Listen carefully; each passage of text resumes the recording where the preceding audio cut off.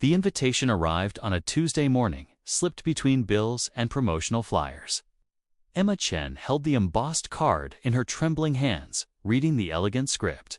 Westbrook High Class of 2014 10-year reunion.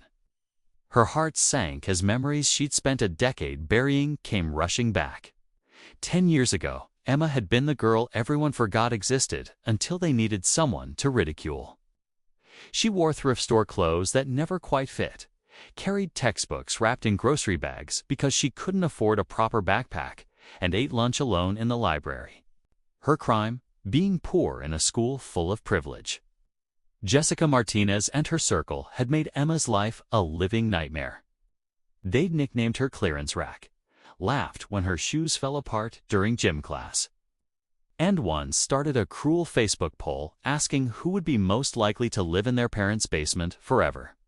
Emma's name won by a landslide. Now, staring at the invitation, Emma noticed something odd. A handwritten note was paper-clipped to the card. "Emma, we really hope you can make it. It wouldn't be the same without you. Jessica Martinez, Reunion Committee Chair." Emma's best friend and business partner, Marcus, looked over her shoulder. "That's suspicious," he said flatly. "Why would they suddenly care if you're there?" Emma knew why. She'd seen the social media posts, the group chat screenshots that mutual acquaintances had forwarded her. Jessica and her friends had a plan to invite the class loser so everyone could see how far they'd supposedly fallen. They expected Emma to show up broken, defeated, a cautionary tale to make themselves feel superior about their own lives. What they didn't know was that Chen was no longer the frightened girl who cried in bathroom stalls. The transformation hadn't happened overnight. After graduation, Emma had worked 3 jobs: waitressing, tutoring, and freelance graphic design. Katie slept for hours a night, lived on instant noodles, and saved every penny. She had a dream that burned brighter than her exhaustion: to build something that would help people like her younger self. At 21, Emma launched BridgeUp, a nonprofit tech training program for underprivileged youth. She taught coding, design, and business skills in community centers, transforming lives one student at a time. The work was meaningful, but financially unstable. Then came the pivot. Emma noticed that companies desperately needed diverse talent, but didn't know how to find or train them. She created BridgeUp Technologies, a social enterprise that trained overlooked candidates and connected them with forward-thinking companies. The model was revolutionary: companies paid for recruitment and training, which funded free programs for those who couldn't afford them. By 25, Emma had placed over 500 people in tech careers. By 27, BridgeUp Technologies had offices in 12 cities. By 28, she'd been featured in Forbes 30 Under 30 and had spoken at the United Nations about economic opportunity. Now, at 28, Emma's company was valued at $240 million. She'd been invited to the White House, interviewed on national television, and had venture capital firms competing for meetings. More importantly, she'd helped over 10,000 people escape poverty through education and employment. But Emma never forgot where she came from. She still remembered what it felt like to be invisible, to be mocked for circumstances beyond her control. That memory fueled everything she did. Marcus was right to be suspicious about the invitation. Through a contact who'd remained friends with some Westbrook graduates, Emma learned the truth. Jessica had created a private group chat called Reunion Surprise, where she'd written, "Oh my God, we have to get Chen there. I looked her up, she's probably still wearing those tragic outfits. It'll be hilarious to see where she ended up." Tyler said he heard she was cleaning houses. This is going to be iconic. The messages were cruel, dripping with the same venom Emma remembered from high school. The old Emma would have cried, stayed home, and let them win. But the new Emma, she had a different idea. "I'm going," Emma announced to Marcus, "and I'm going to show them what kindness and hard work can build when you stop letting small minds define you." Marcus grinned. "Glamorous, are we talking?" "Unforgettable," Emma replied, her eyes sparkling with quiet confidence. The reunion was held at the Grandview Hotel, the most prestigious venue in town. Jessica had spared no expense, wanting to showcase her own success as a luxury real estate agent. She'd married a doctor, lived in a mansion, and drove a Range Rover. By conventional standards, she'd made it. As guests arrived in expensive cars, Jessica kept checking her phone. Waiting for Emma, she destationed friends near the entrance to get photos of clearance rack's inevitable embarrassing arrival. At exactly 7:30 p.m., the sound of helicopter blades cut through the evening air. Everyone stopped talking. Heads turned toward the hotel's rooftop landing pad, a feature usually reserved for celebrity guests or high-profile executives.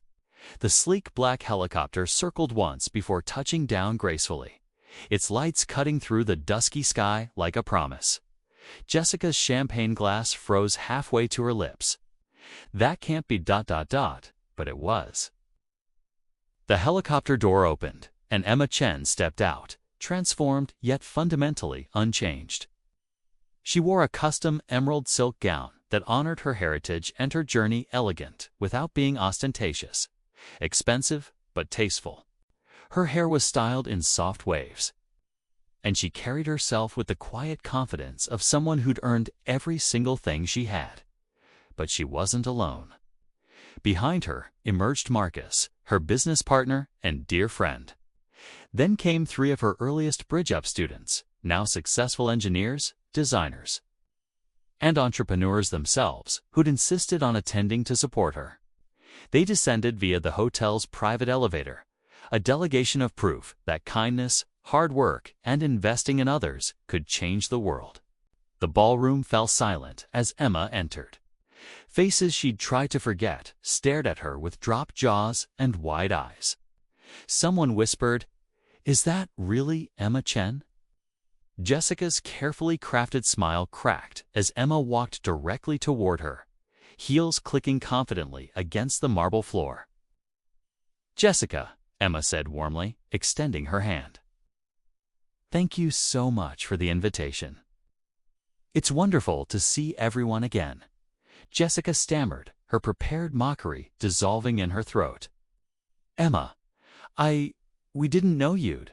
How did you arrive by helicopter?" Emma finished graciously. "The pilot's actually one of my former students. She was homeless at 16. Now she's a certified pilot running her own aviation company. When I mentioned the reunion, she insisted on flying me. We're launching a scholarship program together for young women in aviation." The group chat friends who'd gathered to witness Emma's humiliation were now pale and silent. Someone had pulled up Emma's Forbes profile on their phone, and the whispers were spreading like wildfire. That's Emma Chen. The Emma Chen from Bridge Up Technologies. She was on Time magazine's most influential list. Her company is worth hundreds of millions. But Emma wasn't there for revenge. As the evening progressed, she worked the room with genuine warmth, asking people about their lives, their families, their dreams. She really listened when they spoke. She congratulated a former classmate on their teaching career, showed genuine interest in someone's new baby, and even offered business advice to a struggling entrepreneur. When she finally approached the microphone for the program's class update segment, the room fell silent.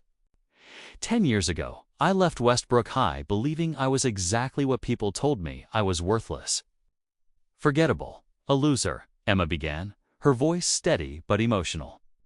I won't pretend those years weren't painful. They were, but that pain taught me something crucial. How we treat people matters. The words we use, the kindness we show, or withhold it shapes lives. She looked directly at Jessica, not with anger, but with something more powerful: compassion. I built my success on a simple principle. Everyone deserves a chance, regardless of where they come from. Every person mocked, overlooked, or underestimated has potential waiting to be unlocked. I should know I was that person. Tears were streaming down faces across the room, including Jessica's. "So, thank you," actually, Emma continued. "Thank you for teaching me that my worth isn't determined by others' opinions. Thank you for showing me what kind of person I never wanted to become. And thank you for this reunion, because it reminds me why I do what I do, to make sure no kid ever feels as small as I once did. After the speech, Jessica approached Emma privately, makeup smudged from crying. "Emma, I'm so sorry," she whispered. "I was cruel. We invited you here to laugh at you, and instead, you showed us who we really are. I'm ashamed." Emma took Jessica's hand gently. "We were kids. Hurt people hurt people. But we're adults now. We can choose differently. It's never too late to be kind." That night, Emma didn't just arrive by helicopter.